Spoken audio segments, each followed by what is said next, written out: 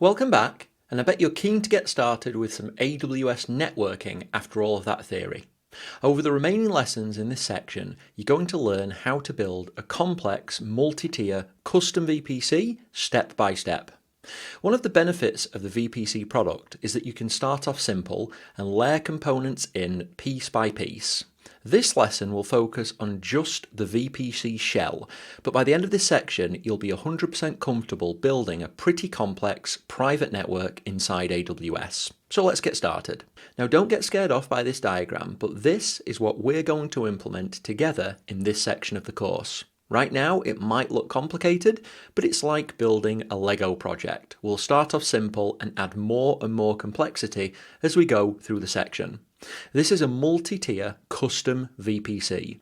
If you look at the IP plan document that I linked in the last lesson, it's using the IP address of the first range of the US region 1 for the general account, so 10.16.0.0/16.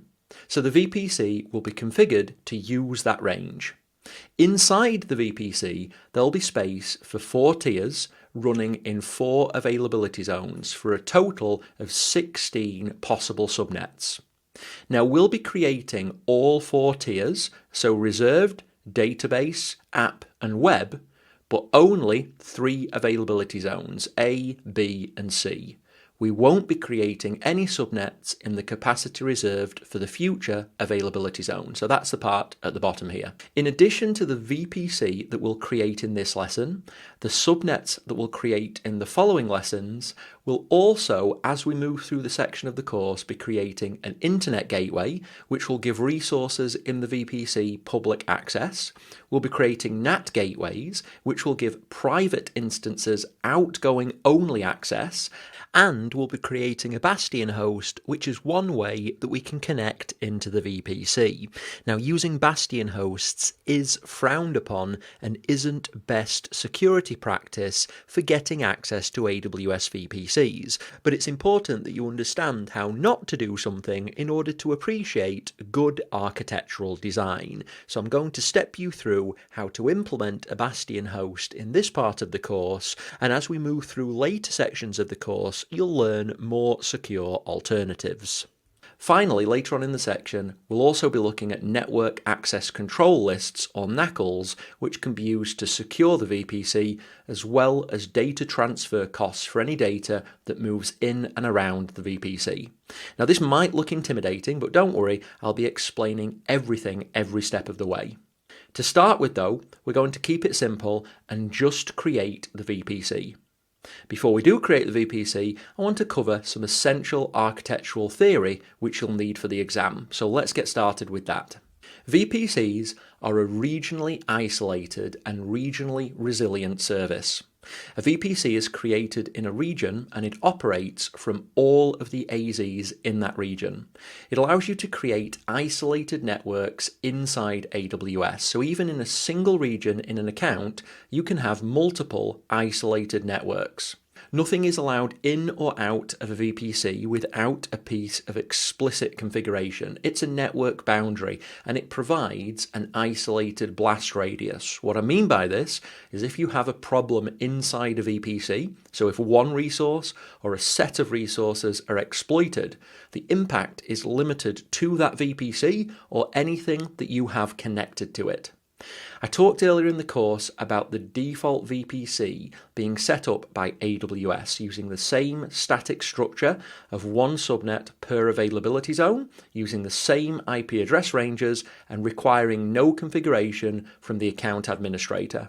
Well, custom VPCs are pretty much the opposite of that. They let you create networks with almost any configuration, which can range from a simple VPC to a complex multi-tier one, such as the one that we're creating in this section. Custom VPCs also support hybrid networking, which let you connect your VPC to other cloud platforms as well as on-premises networks, and we'll cover that later on in the course. When you create a VPC, you have the option of picking default or dedicated tenancy. This controls whether the resources created inside the VPC are provisioned on shared hardware or dedicated hardware. Be really careful with this option. If you pick default, then you can choose on a per resource basis later on when you provision resources as whether it goes on shared hardware or dedicated hardware. If you pick dedicated tenancy at a VPC level, then that's locked in. Any resources that you create inside that VPC have to be on dedicated hardware. So you need to be really careful with this option because dedicated tenancy comes at a cost premium, and my rule on this is unless you really know that you require dedicated, then pick default, which is the default option. Now, a VPC can use IP version 4 private and public IPs. The private CIDR block is the main method of IP communication for the VPC. So by default, everything uses these private addresses. Public IPs are used when you want to make resources public, when you want them to communicate with the public internet or the AWS public zone, or you want to allow communication to them from the public internet. Now, a VPC is allocated one mandatory private IP version 4 CIDR block. This is configured when you create the VPC, which you'll see in a moment when we actually create a VPC. Now, this primary block has two main restrictions. It can be at its smallest a /28 prefix, meaning the entire VPC has 16 IP addresses, and some of those can't be used. More on that in the next lesson when I talk about subnets though. At the largest, a VPC can use a /16 prefix, which is 65,536 IPs. Now you can add secondary IP version 4 CIDR blocks after creation, but by default at the time of creating this lesson, there's a maximum of 5 of those, but they can be increased by using a support ticket. But generally, when you're thinking conceptually about a VPC, just imagine it that it's got a pool of private IP version 4 addresses, and optionally it can use public addresses. Now, another optional configuration is that a VPC can be configured to use IP version 6 by assigning a /56 IPv6 CIDR to the VPC. Now, this is a feature set which is still being matured, so not everything works with the same level of features as it does for IP version 4, but with the increasing worldwide usage of IP version 6, in most circumstances, you should start looking at applying an IP version 6 range as default. An important thing about IP version 6 is that the range is either allocated by AWS, as in you have no choice on which range to use, or you can select to use your own IP version 6 addresses which you own. You can't pick a block like you can with IP version 4. Either let AWS assign it, or you use addresses that you own. Now, IP version 6 IPs don't have the concept of private and public. The range of IP version 6 addresses that AWS uses are all publicly routable by default.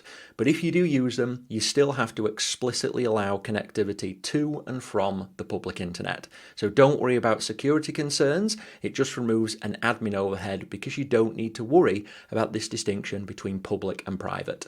Now, AWS VPCs also have fully featured DNS. It's provided by Route 53, and inside the VPC, it's available on the base IP address of the VPC +2. So if the VPC is 10.0.0.0, then the DNS IP will be 10.0.0.2.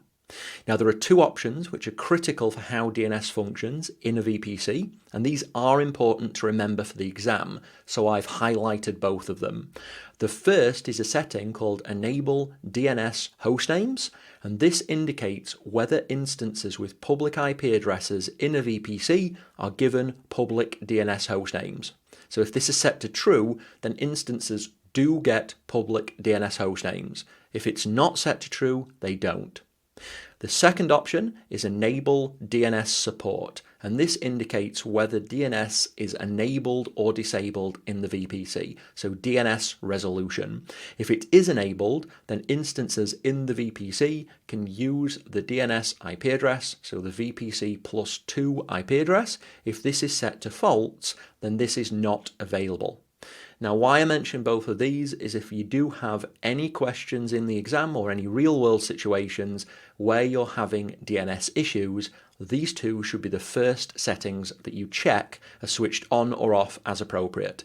And in the demo part of this lesson, I'll show you where to access those. Speaking of which, it's now time for the demo component of this lesson, and we're going to implement the framework, the VPC, for the Animals for Life organization together inside our AWS account. So I'm going to switch over to my desktop, and you should follow along with this in your own environment.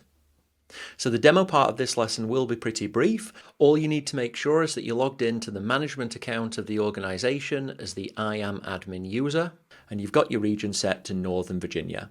Once you've done that, move across to the VPC console, select your VPCs, and click on Create VPC. Now from here, you can either create the VPC only, or you can create the VPC together with other resources. So if we click this option, VPC and more, you'll be able to see that there's a wizard allowing you to create the VPC and many of the associated infrastructure components. Now, depending on when you access this lesson, it might influence which of these options is the default. We're going to be moving through this process step by step, and so we're going to choose VPC only. We're going to create the VPC first, and then in follow-up demo lessons, we're going to create all of the different components within the VPC. Now, you don't need to specify all that many options when you create a VPC, you just need to give it a name. So we should call ours A4L, so Animals for Life, but abbreviated, and then a hyphen, and then VPC1. And if you can go ahead and use the same name for the one that you create, it'll just keep things consistent. For the CIDR range we use, pick 10.16.0.0/16. So that's the IP address range that we've got allocated to the first VPC in this account in this region, and that's in the IP plan document. Now this is where you set the tenancy. So if you recall from earlier in this lesson, you've got default and dedicated, and unless you have a specific reason to do otherwise, make sure it is set to default, which is also the default. So make sure it's set to default for tenancy, and then select Amazon provided IP version 6 CIDR block to make sure that this VPC is enabled for IP version 6. We're going to leave everything else as default, so we'll leave it set to IPv4 CIDR manual input. We're not going to change the network border group. Everything else will stay the same, so we can just scroll down to the bottom and create the VPC. Now every VPC comes with a unique identifier for that VPC, that's the VPC ID. Now by default, because this is a custom VPC, it will not have any subnets inside it. We need to create those manually, and I'll step through that in the next set of lessons. What I do want you to do though, just to make sure we don't have any future problems, is to select the VPC and go to Actions, and then Edit DNS Resolution. Just make sure there's a check in that box. There should be, but if there's not, just check it and then click on Save. And then next, select the A4L-VPC1 again and click on Actions and click on Edit DNS Hostnames. For custom VPCs, this is normally disabled, so check this box to enable it and then click on Save. And that'll just make sure that any resources that we create in this custom VPC, if they have public IP addresses, they'll also be given public DNS names. That just makes things a lot easier as we move forward in the course. Now that is all of the configuration that I wanted us to do in this brief demo component of this lesson. I just want to draw your attention to the fact that we can see the IP version 4 CIDR that we've set, so 10.16.0.0/16. We can also see that we've got an IP version 6 CIDR. It's a /56 network, and it's been allocated by AWS because we enabled IP version 6 support. Now your IP version 6 CIDR will be different than mine. It is a uniquely allocated range, so don't be concerned if it looks slightly different. Now I want to keep this theory brief because in the next set of lessons I'm going to be discussing VPC subnets and how to populate this VPC with the multi-tier structure that I've talked about so far. So the end result of this lesson is that we've just got a VPC created using the IP version 4 CIDR from the IP plan and an IP version 6 CIDR allocated by AWS. Everything else is default apart from the fact that we did enable DNS hostnames. So that's a setting we need to explicitly enable. Everything else is default, and that's exactly how I want to leave the demo component of this lesson. Now at this point, really well done. So far you've created the VPC with this layout. It's a VPC with this name using this IP address range, so 10.16.00/16. We've allocated an IP version 6 range and it's in US East-1, which is Northern Virginia. Over the remainder of this section, we'll be adding to this VPC. We'll be configuring a structure, creating subnets, and allocating additional capability by creating an internet gateway, creating routes, configuring those routes, and enabling this VPC to be used for production activities. But I'm going to keep it simple and add to it in each lesson during this section of the course. But at this point, that is the end of the lesson, so go ahead, complete the video, and when you're ready to continue, I'll see you in the next.